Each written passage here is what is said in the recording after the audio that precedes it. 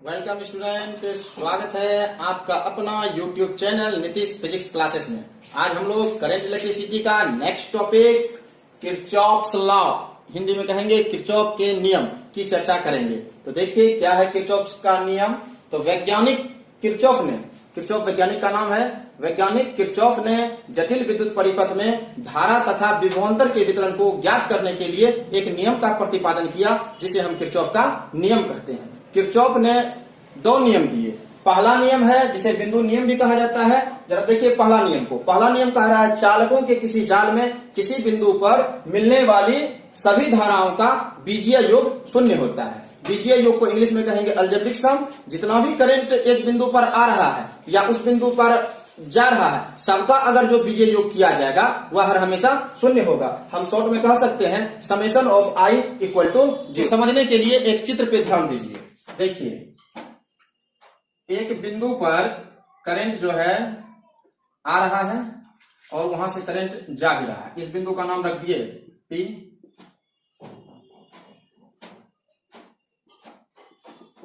I1, ये हो गया I2, इसको मान लिया I3, इसको मान लिया I4, इसको मान लिया I5।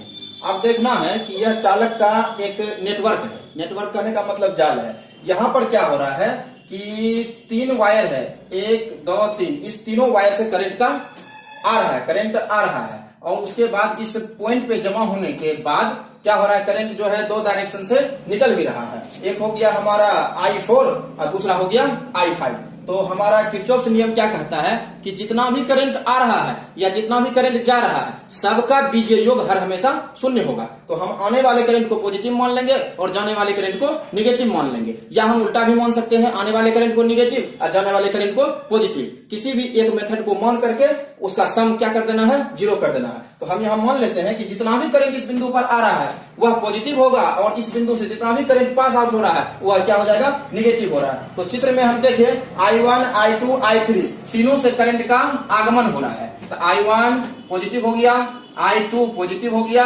I3 भी पॉजिटिव हो गया। तो करंट निकल कहां से रहा है, तो निकल रहा है I4 से और I5 से। यहाँ I4 हो गया निकलने वाला, माइनस कर देंगे, माइनस I5। इस सब का बीजीय योग, बीजीय योग कहने का मतलब प्लस और माइनस साइन को ध्यान में रखते हुए जोड़ना है। यहाँ प्लस भी है और यहाँ माइनस भी है। सबका जो बीजीय योग किए वह हर हमेशा क्या होगा, शून्य होगा। इसी को हम कहते हैं किरचॉफ्स का पहला नियम। इसे बिंदु नियम भी कहा जाता है। किरचॉफ्स का पहला नियम कह रहा है कि चालकों के किसी जाल में किसी बिंदु पर मिलने वाली सभी धाराओं का बीजीय योग शून्य होता है। अर्थात किसी बिंदु पर, मान लिए हम यह बिंदु P है, इस बिंदु पर जितना करंट आएगा वहां पर उतना करंट रहेगा नहीं। जितना करंट आया उतना करंट का क्या हो जाएगा, ट्रांसफर हो जाएगा। और सभी करंट का अगर जो हम अलजेब्रिक सम कर देंगे तो उसका मान कितना आ जाएगा, शून्य हो जाएगा। तो यहाँ हमने देखा कि 3 वायर है, तीनों वायर से करंट का आ रहा है I1, I2, I3 आया यहाँ पर P पॉइंट पे आने के पश्चात वह क्या हुआ, जितना करंट आया उस बिंदु पर उतना करंट का क्या हो गया,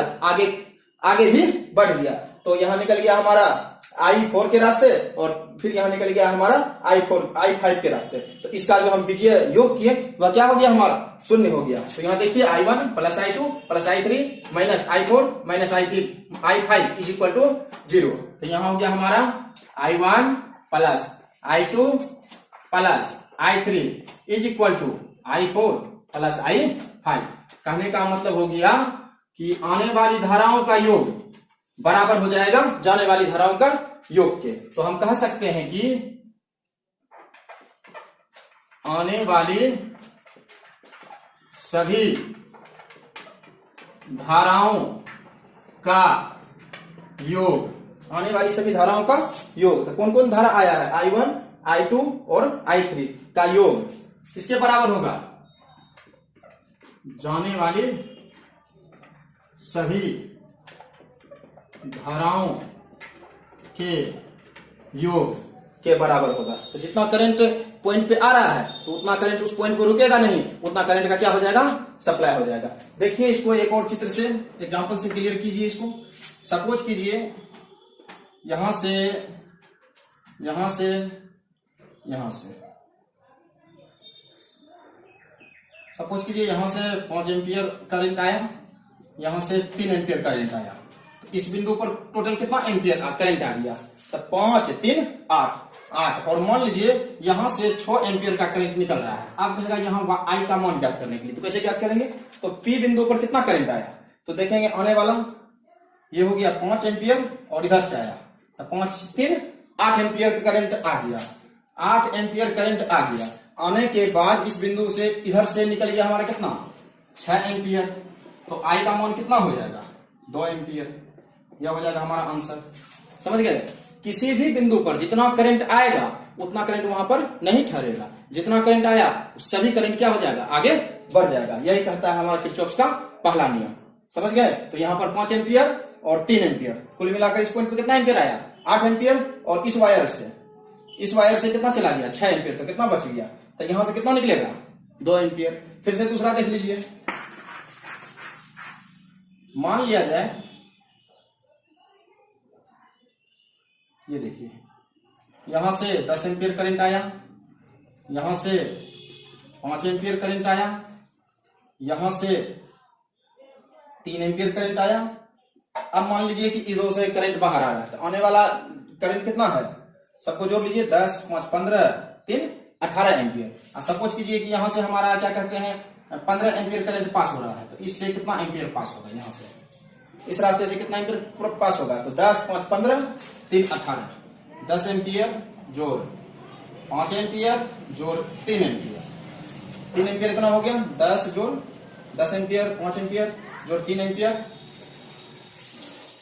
तो कुल कितना हो गया 10 5 15 तो 18 एम्पियर का करंट आया। 18 एम्पियर के करंट में कितना करंट एम्पियर यहां से पास किया, यहां से पास कर गया 15 एम्पियर, तो कुल मिला के कितना हो गया, कुल मिला के हो गया आई का मान 3 एम्पियर। क्लियर है? तो जितना करंट आएगा समूचा करंट क्या हो जाएगा उस बिंदु से निकल जाएगा। इसी को हम कह देंगे, क्या कह देंगे, किरचॉफ का पहला नियम। इसको पॉइंट रूल भी हिंदी में बिंदु नियम भी कहते हैं।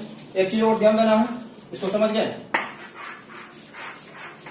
ये जो किरचॉफ का नियम होता है, यहां पर क्या होता है आवेश किसी बिंदु पर संचित नहीं होता है, वह आवेश जितना आया पर सेकंड के हिसाब से वायर्स के रास्ते से निकलते चला जाता है। और देखा क्या जाता है कि आवेश को हम ना तो यहाँ पर उत्पन्न कर रहे हैं और ना ही आवेश को हम यहाँ पर नष्ट कर रहे हैं। तो क्या होता है, यह जो नियम होता है, यह नियम का सीधा संबंध आवेश संरक्षण सिद्धांत से होता है। अब हम लोग किरचॉफ का दूसरा नियम देखेंगे। किरचॉफ का दूसरा नियम देखिए क्या कह रहा है, इसका दूसरा नाम है लूप नियम। या तो हम कह सकते हैं किरचॉफ का दूसरा नियम, या हम कह सकते हैं लूप नियम, किरचॉफ का लूप नियम। अब देखिए लूप नियम में क्या हो रहा है, किसी बंद परिपथ में धारा और प्रतिरोध के गुणनफल का बीजीय योग, धारा और प्रतिरोध के गुणनफल का बीजीय योग कुल विद्युत वाहक बल, ये जो परिपथ है इस परिपथ में जितना विद्युत वाहक बल होगा उसके बराबर होता है। इसे ही किरचॉफ का दूसरा नियम कहेंगे या इसे किरचॉफ का लूप नियम कहेंगे। फिर से देखिए, किसी बंद परिपथ में धारा और प्रतिरोध के गुणनफल का बीजीय योग, धारा करंट आई और प्रतिरोध आर, दोनों के गुणनफल आई इंटू आर हो गया गुणनफल, उसका जो बीजीय योग होगा वह जो है क्या कहते हैं, या जो मान लिया जाए कि कोई एक सर्किट है, उस सर्किट में लगे सेल के विद्युत वाहक बल के बराबर होगा। इसको समझने के लिए यह चित्र पे ध्यान दीजिए। यह जो चित्र है यह एक जटिल परिपथ है। इस जटिल परिपथ में क्या हो गया है कि 3 विभिन्न प्रतिरोध है, R1 R2 और R3। आई मेन करंट सप्लाई किया गया, तो सप्लाई करने के बाद आई का जो है 3 प्रकार से वितरण हो गया, I1 के रूप में, I2 के रूप में, I3 के रूप में। I1 ऐसे हो गया, I2 का डायरेक्शन ये है और I3 का डायरेक्शन ये है। तो तीनों स्थिति में धारा और प्रतिरोध के गुणनफल का जो बीजीय योग होगा वह कुल विद्युत वाहक बल के बराबर होगा। तो यहाँ देखिए, इस वायर में धारा और प्रतिरोध के गुणनफल कीजिए। इस वायर में हो गया I1 R1, ये हो गया धारा और प्रतिरोध का गुणनफल। इसमें देखिए प्लस I2 R2, ये दोनों हो गया सेम डायरेक्शन। अब यहाँ देखिए इसका डायरेक्शन अपोजिट है, ये इस तरह से गया, I2 इधर गया, ये देखिए इधर नहीं जाकर के इधर से आया है, तो यहाँ पर हम लोग माइनस लगा देंगे। यहाँ हो गया हमारा I3 R3, तीनों का जो यही हो गया बीजीय योग। बीजीय योग मतलब प्लस और माइनस चिन्ह को ध्यान में रखते हुए जोड़ना। तो यहाँ पर हो गया I1 R1 plus I2 R2, यहाँ प्लस होगा नहीं, कहा है कि इसका दिशा क्या है, उल्टा है, अपोजिट है। एक देखिए इधर से आया है, दूसरा इधर से आया, तीसरा इधर ना जाकर के इधर से गया है, जिसके कारण इसका जो है यहाँ पर माइनस साइन हो जाएगा। I3 R3 बराबर 0।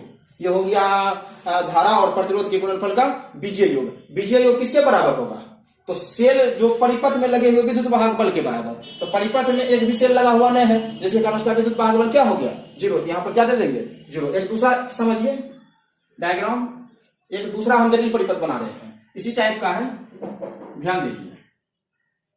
ये हो गया हमारा R1 प्रतिरोध, फिर दूसरा ये हो गया हमारा R2 प्रतिरोध, फिर एक हमारा ये तीसरा देखिए, ये तीसरा हो गया R3 प्रतिरोध। अब यहाँ पर मेन करंट का सप्लाई कितना दिए, I कितना भाग में डिस्ट्रीब्यूट हो जाएगा, 3। इधर चला गया I1, फिर जाकर के यहाँ पर हम एक सेल लगा दिए, यहाँ पर हमने सेल लगा दिया और करंट का पास आउट किया। ये करंट हो गया हमारा I2 और इधर जो है यहाँ करंट गया वह हो गया हमारा I3। यहाँ वैसा ही डायग्राम है, सेम परिपथ है, सेम परिपथ है, परंतु क्या है इसमें सेल लगा दिए। आप देखिए धारा और प्रतिरोध का गुणनफल निकालिए सबसे पहले। तो यहाँ धारा हो गया I1 और प्रतिरोध कितना हुआ R1, इस कंडक्टर में, इस वायर में I1 प्लस, इसको देखिए यहां से क्या करें, फिर दूसरा यह डायरेक्शन में गया तो यहां हो गया हमारा I2 इंटू R2 माइनस हो जाएगा, ताकि इसका डायरेक्शन क्या है, अपोजिट है, I3 R3 सब का बीजीय योग क्या कह रहा है, कुल विद्युत वाहक बल के बराबर होगा। तो यहाँ पर तो एक भी सेल नहीं लगा था, जिसके कारण विद्युत वाहक बल क्या हो गया, 0 हो गया। क्या इस परिपथ में सर्किट में सेल लगा हुआ है, हाँ सेल लगा हुआ है। इसका विद्युत वाहक बल हम सपोज कर लिए E मान लिए, विद्युत वाहक बल को E से सूचित किया जाता है। तो यहाँ पर इस सेल का विद्युत वाहक बल क्या मान लिए, E। तो सबका जो बीजीय योग हो जाएगा वह किसके बराबर होगा, कुल विद्युत वाहक बल के। तो कुल विद्युत वाहक बल कितना है यहाँ पर, E। तो यहाँ हो जाएगा I1 R1 plus I2 R2 minus I3 R3, तीनों का जो सम हो गया, कौन सम, अलजेब्रिक सम, बीजीय योग, वह किसके बराबर होगा, सेल के विद्युत वाहक बल के बराबर। तो ये सेल है, इसका विद्युत वाहक बल कितना है, 1, इसके बराबर हो जाएगा। यही हो जाएगा हमारा किरचॉफ का दूसरा नियम। ये दोनों डायग्राम दिखाना है, ये डायग्राम दिखा करके यहाँ शून्य करना है। शून्य क्यों किया, क्योंकि यह जो जटिल परिपथ है इसमें सेल लगा हुआ नहीं है। यह जो जटिल परिपथ है ठीक वैसा ही है, परंतु इसमें एक सेल लगा है जिसका विद्युत वाहक बल E है। तो यहाँ पर अलजेब्रिक सम करके क्या कर देना है, विद्युत वाहक बल E के बराबर होता है, ये लिख देना है। एक चीज और ध्यान दीजिए, यह जो दूसरा नियम है किरचॉफ का, यह ऊर्जा संरक्षण सिद्धांत को मानता है।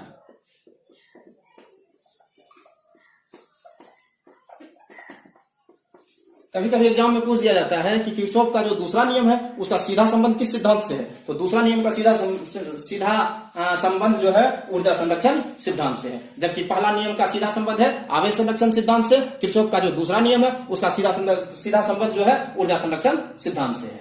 समझ गए, लिख लीजिए।